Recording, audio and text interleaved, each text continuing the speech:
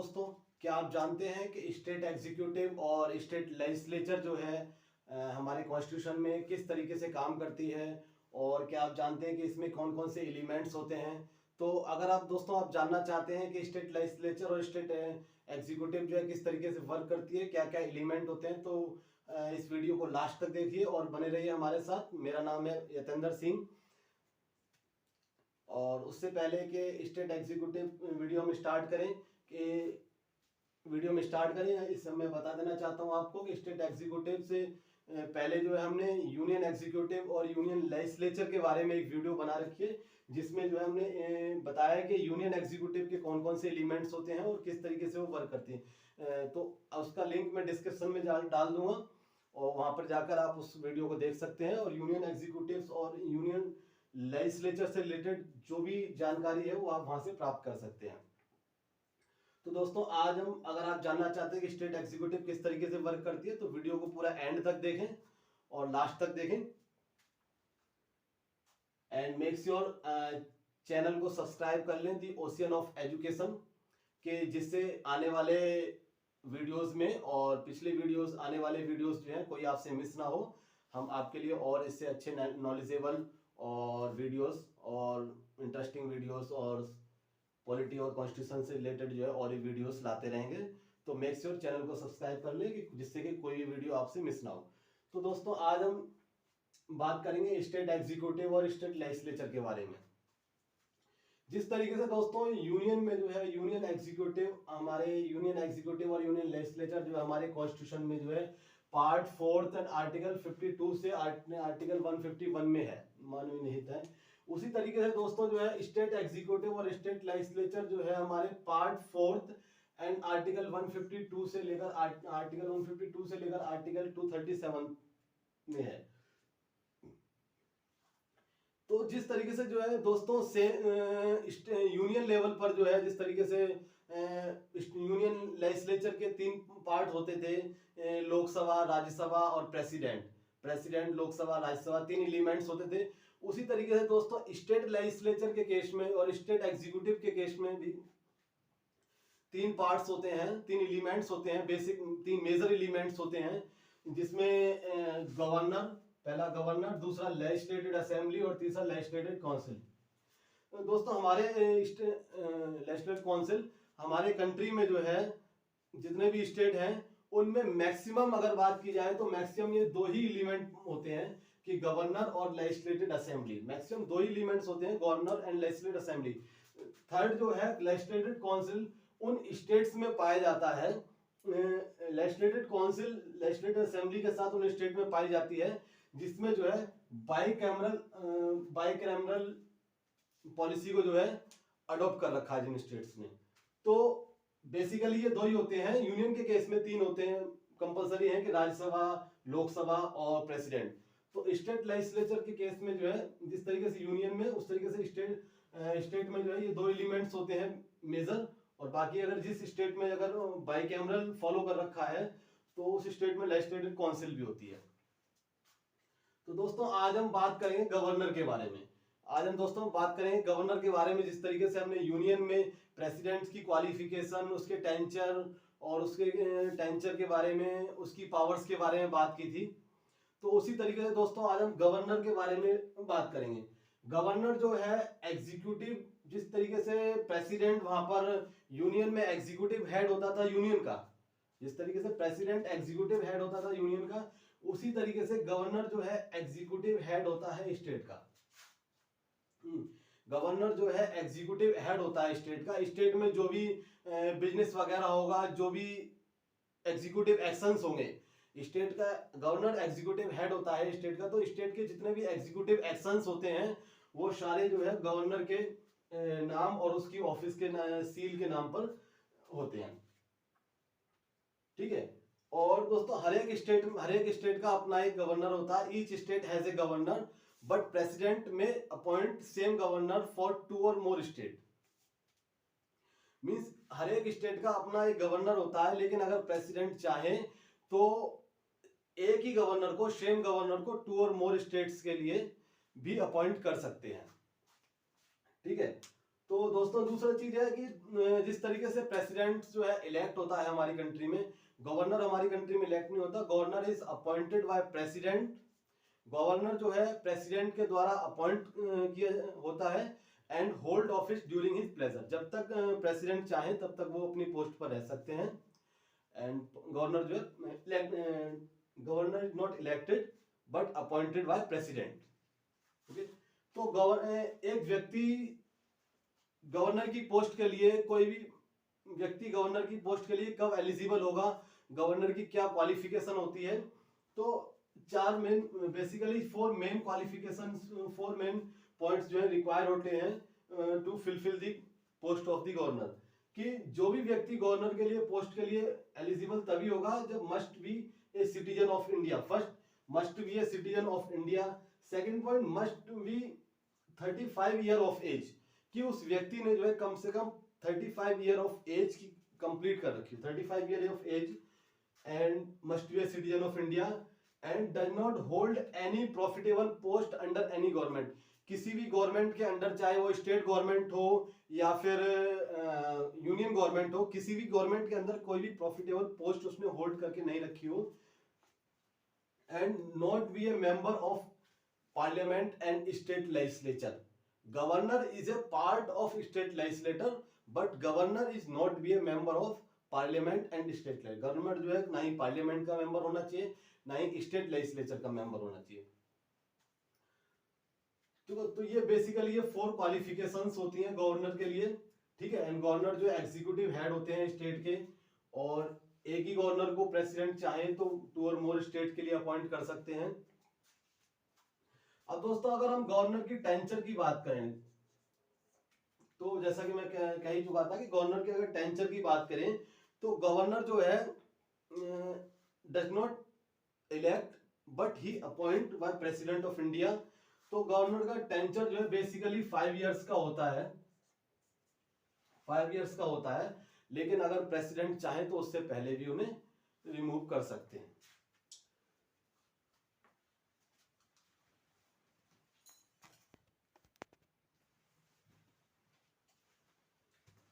तो दोस्तों गवर्नर का टेंचर बेसिकली 5 इयर्स का होता है, और अगर प्रेसिडेंट चाहे तो उससे पहले भी उन्हें रिमूव कर सकते हैं।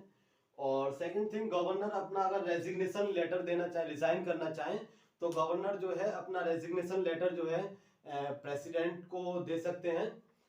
गवर्नर जो है अपना रेजिग्नेशन लेटर प्रेसिडेंट को दे सकते हैं। और गवर्नर की जो भी सैलरी और जो भी अलाउंस होते हैं वो स्टेट के कॉन्टीजेंसी फंड से दिए जाते हैं। गवर्नर की जो भी सैलरी होती है, जो भी अलाउंस वगैरह होते हैं, वो स्टेट के कॉन्टीजेंसी फंड से द्वारा दिए जाते हैं।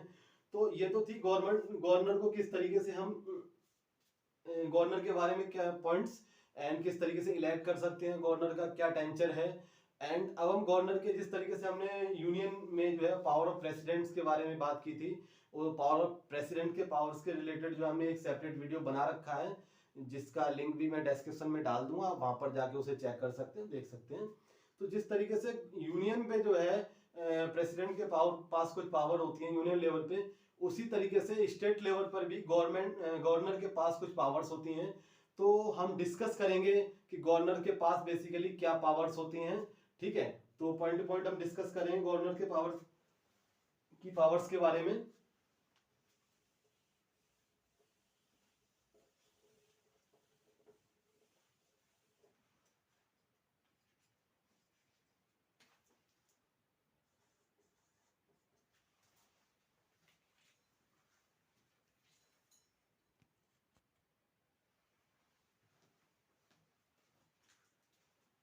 तो दोस्तों प्रेसिडेंट्स की अगर पावर्स की बात की जाए तो प्रेसिडेंट्स के प्रेसिडेंट्स की अगर पावर्स की बात की जाए तो प्रेसिडेंट्स के पास भी जो है काफ़ी पावर्स होती थी, लेजिस्लेटिव पावर्स, एडमिनिस्ट्रेटिव पावर्स और एग्जीक्यूटिव पावर्स, इमरजेंसी पावर।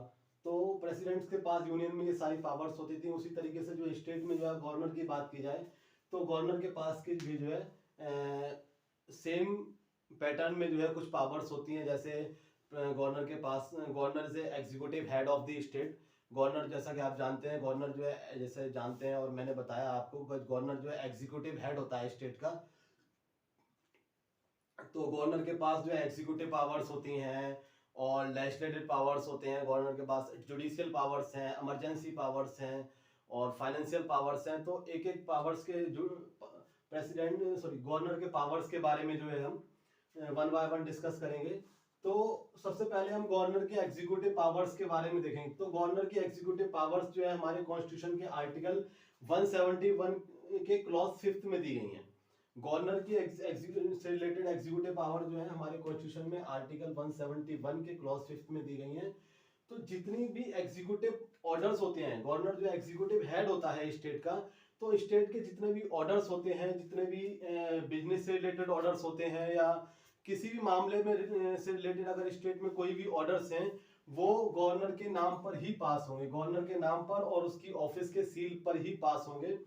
और सेकंड थिंग, गवर्नर के पास जो है he also make a major appointment in state. वो स्टेट में काफी मेजर अपॉइंटमेंट जो है काफी हाई डिग्निटेड पर्संस को अपॉइंट कर सकते हैं स्टेट में, जैसे चीफ मिनिस्टर हो गया, चीफ मिनिस्टर हो गया और आपका सॉलिसिटर जनरल हो गया एंड एडवोकेट जनरल है,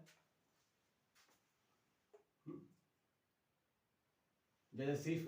तो he also make a major appointment in state such as chief minister हो गया एंड काउंसिल ऑफ मिनिस्टर्स हो गए, ठीक है। And he also appoint a member of public service commission. तो काफी हाई डिग्निटेड पर्संस को जो है ये अपॉइंट कर सकते हैं, ये इनके पास एग्जीक्यूटिव पावर होती है।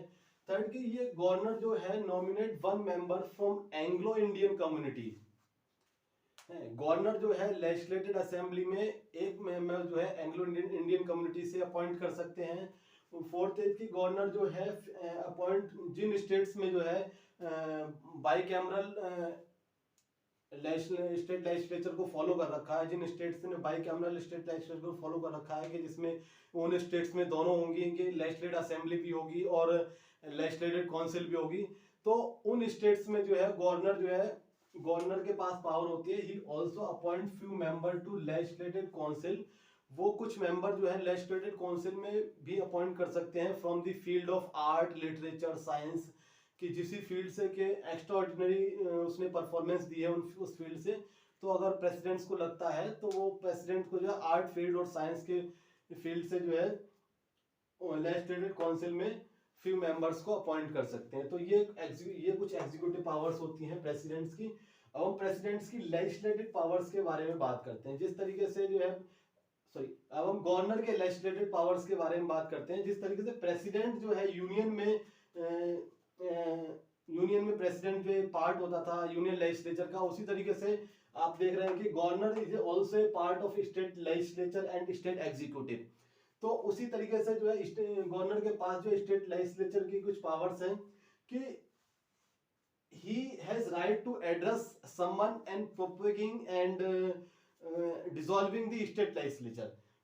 ठीक है, जिस तरीके से प्रेसिडेंट जो है यूनियन लेजिस्लेचर में किसी भी हाउस को सम्मन कर सकते हैं, बुलावा भेज सकते हैं, किसी भी हाउस की प्रोसीडिंग्स को स्थगित कर सकते हैं प्रेसिडेंट, और किसी भी हाउस को एड्रेस कर सकते हैं। उसी तरीके से गवर्नर जो है स्टेट लेजिस्लेचर को एड्रेस कर सकता है चाहे तो, उसके पास पावर है, या स्टेट लेजिस्लेचर को बुलावा भेज सकता है कि आपकी भाई प्रेसिडिंग स्टार्ट हो गई है, सेशन स्टार्ट हो गए हैं, आप प्रेसिडिंग स्टार्ट कीजिए, तो बुलावा भी भेज सकता है। और स्टेट लेजिस्लेचर की प्रेसिडिंग को स्थगित भी कर सकता है। और अगर स्टेट लेजिस्लेचर में जो है मेंबर की जो करंट रूलिंग पार्टी है स्टेट लेजिस्लेचर में, अगर वो अपना विश्वास मत खो चुकी है, मतलब रिक्वायर्ड नंबर ऑफ मेंबर्स से अगर उसके पास नंबर ऑफ एमएलएस कम है, तो उसने विश्वास मत खो दिया है, तो उस केस में जो है प्रेसिडेंट स्टेट लेजिस्लेचर को जो है डिसॉल्व भी कर सकते हैं। ठीक है, तो ये एक पावर होती है, काफी इंपोर्टेंट पावर है लेजिस्लेटिव में गवर्नर की। एंड सेकंड कि अगर कोई भी स्टेट लेजिस्लेचर असेंबली जो है कोई भी ऐसा स्टेट लेजिस्लेचर असेंबली जो है कोई भी ऐसा बिल पास कर रही है जिसे वो लॉ बनाना चाहती है, तो उस पे जो है गवर्नर की कंसेंट लेना, गवर्नर के असेंट्स लेना काफी महत्वपूर्ण है। तो governor assents is necessary for bill passed by state legislature to become a law. ठीक है, he also issue an ordinance when house not in session, जब जो है स्टेट लेजिस्लेचर में प्रेसिडिंग्स नहीं हो रही है, state legislature house not in session है, सेशन में नहीं है, तो जो है वो ऑर्डिनेंस भी पास कर सकते हैं governor, and he also ordinance भी पास कर सकते हैं, और he also reserve a few bill for president approval. अगर गवर्नर को लगता है किसी बिल पर जो है प्रेसिडेंट की कंसेंट लेनी चाहिए और उसके बाद अपना अप्रूवल देना चाहिए, तो गवर्नर जो है कुछ बिल को रिजर्व भी रख सकता है प्रेसिडेंट की कंसेंट के लिए आफ्टर दैट वो उस पर जो है। ठीक है, तो ये तो थी executive and legislative power of governor.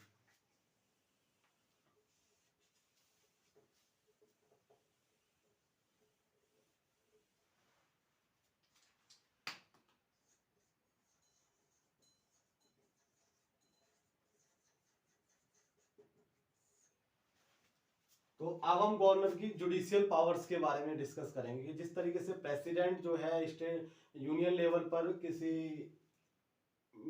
व्यक्ति की जो है कॉन्विक्टेड पर्सन्स की जो है क्षमा सजा को कम कर सकते हैं, कम कर सकते थे, या उसकी सजा पर जो है दंड विराम लगा सकते थे, उसी तरीके से जुडिशियल पावर में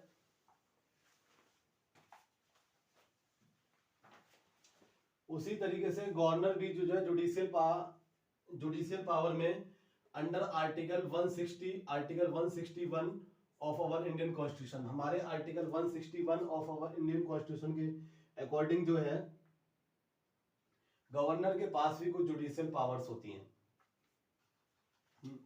कि दूसरा कि ग्रैंड पैराडॉन, कि किसी भी कॉन्विक्टेड पर्सन्स की वो सजा को माफ कर सकते हैं। गवर्नर के पास पावर होती है कि यदि किसी व्यक्ति ने जो है स्टेट लेजिस्लेचर स्टेट के रूल्स को फॉलो नहीं किया है, या उससे उन्हें लगता है कि स्टेट को फॉलो नहीं किया है, रूल्स को फॉलो नहीं किया है, या मशीनरी को ब्रेकआउट किया है, तो उस पर जो भी चार्ज है तो गवर्नर चाहे तो स्टेट लेवल पर जो है ग्रैंड पैराडॉन उसकी सजा को जो है माफ भी कर सकते हैं।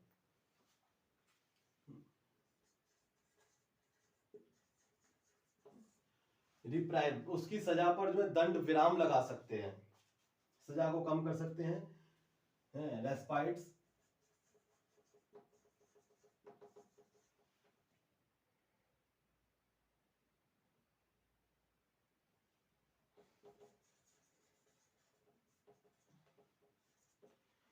तो जुडिशियल पावर है हमारे प्रेसिडेंट गवर्नर के पास article 161 of our Indian constitution के अकॉर्डिंग। तो जो है किसी भी व्यक्ति के सजा पर जो है दंड माफ कर सकते हैं, दंड विराम लगा सकते हैं। लेकिन एक चीज है, गवर्नर जो है कभी भी जो है डेथ सेंटेंस को जो है मतलब ऐसे केसेस जिसमें जो है व्यक्ति को जो है मृत्युदंड का सजा सुनाई गई है, यदि किसी व्यक्ति को मृत्युदंड की सजा सुनाई गई तो गवर्नर उस सजा को खत्म नहीं कर सकते हैं, उसके लिए प्रेसिडेंट ही उसे सजा के पास ही पावर होती है कि उसे खत्म कर सकते हैं। बाकी गवर्नर उसके सजा को कम कर सकते हैं, सजा पे रोक लगा सकते हैं कुछ टाइम के लिए, और माफ भी कर सकते हैं, लेकिन डेथ सेंटेंस को माफ नहीं कर सकते हैं प्रेसिडेंट, सॉरी डेथ सेंटेंस को माफ नहीं कर सकते हैं गवर्नर स्टेट लेवल पर। अब अगर हम गवर्नर की फाइनेंशियल पावर्स के बारे में डिस्कस करें, अब हम गवर्नर की अगर फाइनेंशियल पावर के बारे में डिस्कस करें, तो गवर्नर जो है हेड होता है स्टेट कॉन्टिजेंसी फंड का। गवर्नर जो है एग्जीक्यूटिव हेड होता है, एंड गवर्नर जो है एडमिनिस्ट्रेटर होता है स्टेट कॉन्टिजेंसी फंड का, जैसा कि आप जानते हैं। तो गवर्नर जो है स्टेट कॉन्टिजेंसी फंड का एक तरीके से ऑनर होता है, ठीक है। तो गवर्नर जो है स्टेट कॉन्टिजेंसी फंड का ऑनर होता है एक तरीके से। तो जो भी स्टेट लेजिस्लेटिव असेंबली जो है सेशन में अगर मनी बिल पास करना चाहती है, या फिर कोई ऐसा बिल पास करना चाहती है जिससे स्टेट कॉन्टिजेंसी फंड से जो है पैसा रेस करना है, तो अगर स्टेट लेजिस्लेटिव असेंबली जो है या काउंसिल ऑफ मिनिस्टर जो है कोई ऐसा बिल पास कर रहे हैं, या कॉन्टिजेंसी स्टेट के कॉन्टिजेंसी फंड से जो है मनी रेस कर रहे हैं, फंड रेस करना है, तो उसमें जो है गवर्नर का अप्रूवल और गवर्नर की कंसेंट लेना, गवर्नर का अप्रूवल जो है और गवर्नर की कंसेंट लेना जरूरी है। और अगर हम गवर्नर की इमरजेंसी पावर्स के बात करें,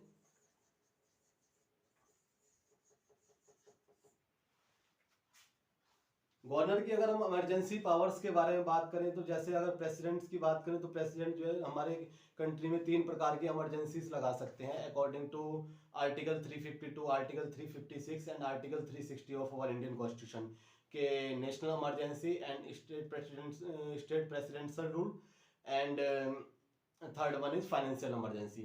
तो उसी तरीके से अगर इमरजेंसी पावर्स के बारे में बात करें गवर्नर की, तो गवर्नर जो है स्टेट में इमरजेंसी नहीं लगा सकते हैं। ठीक है, अब आपने देखा होगा कि आपका मैं कह रहा हूं कि स्टेट में आप गवर्नर इमरजेंसी नहीं लगा सकते हैं, लेकिन आप देखा होगा कुछ स्टेट में जो है गवर्नर हाँ, इसके ये है कि स्टेट गवर्नर जो है अपनी मर्जी से चाहे तो स्टेट में इमरजेंसी नहीं लगा सकते हैं। लेकिन अगर गवर्नर को लग रहा है, किसी भी स्टेट के गवर्नर को ऐसा लग रहा है कि जो प्रेजेंट रूलिंग पार्टी है इन स्टेट, रूलिंग पार्टी इन स्टेट, वो कॉन्स्टिट्यूशन के अकॉर्डिंग जो है और या लॉस के अकॉर्डिंग जो है काम नहीं कर रही है, उसने जो है कॉन्स्टिट्यूशनरी मशीनरी को जो है ब्रेकआउट कर दिया है स्टेट में, तो जो है गवर्नर जो है इस पर एक नोटिस बनाकर जो है इससे जो प्रेसिडेंट्स को के पास भेजेंगे।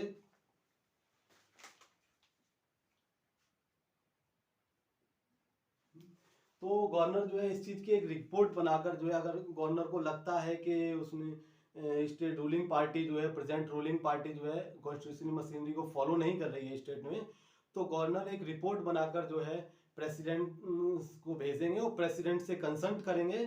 प्रेसिडेंट की कंसल्ट और उस अप्रूवल के बाद गवर्नर जो है स्टेट में स्टेट प्रेसिडेंशियल रूल लगा सकते हैं, स्टेट इमरजेंसी लगा सकते हैं। ठीक है, तो वो स्टेट इमरजेंसी वो आर्टिकल 356 ही है आवर इंडियन कॉन्स्टिट्यूशन। लेकिन ये तभी लगा सकते हैं जब इन्हें प्रेसिडेंट, गवर्नर तभी इमरजेंसी लगा सकता है स्टेट में जब प्रेसिडेंट अप्रूव करके देगा। ठीक है, और गवर्नर के पास जो है कुछ अदर पावर्स भी होती हैं। अदर पावर्स की अगर हम बात करें गवर्नर के पास, तो अदर पावर्स होती हैं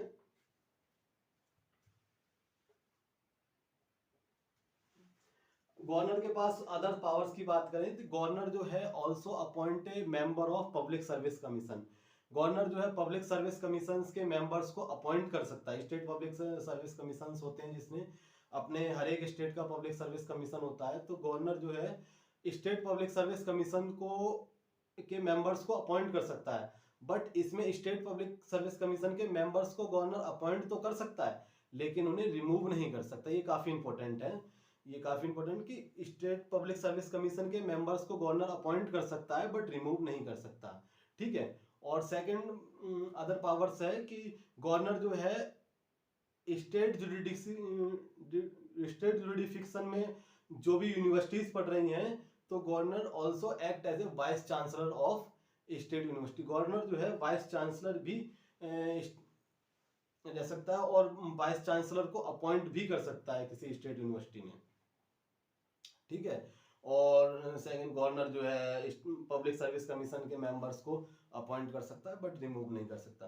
तो ये तो थी गवर्नर की स्टेट एग्जीक्यूटिव और स्टेट लेजिस्लेचर में गवर्नर की पोस्ट के बारे में कुछ पॉइंट्स और कुछ फैक्ट्स थे कि गवर्नर के पावर्स क्या होती हैं गवर्नर के पास, गवर्नर का टेंचर क्या होता है, गवर्नर की पोस्ट के लिए क्वालिफिकेशंस क्या चाहिए होती है। तो गवर्नर के बारे में कुछ फैक्ट्स और पॉइंट्स के बारे में हमने डिस्कस किया। तो दोस्तों ये तो आज के सेशन में फिलहाल इतना ही। आने वाले वीडियोस में दोस्तों हम बात करेंगे स्टेट लेजिस्लेचर के और फैक्ट्स जानेंगे। स्टेट लेजिस्लेचर में जो है स्टेट काउंसिल है, लेजिस्लेटिव असेंबली के बारे में बात करेंगे, लेजिस्लेटिव काउंसिल के बारे में बात करेंगे, और यूनियन में जो है यूनियन लेजिस्लेचर में राज्यसभा और लोकसभा के बारे में बात करेंगे आने वाली वीडियोस में। तो आने वाली वीडियोस जो हैं और इंटरेस्टिंग होने वाली हैं, तो मेक श्योर कि आप चैनल को सब्सक्राइब कर लें और लाइक कर लें और कमेंट करें। सब्सक्राइब कर लें कि जिससे जो है आने वाली वीडियोस जो है आपसे छूटे ना। एंड आज के वीडियो में मेरे द्वारा दी गई जानकारी आपको कैसी लगी, please like share and comment करके जरूर बताएं। Thank you for today.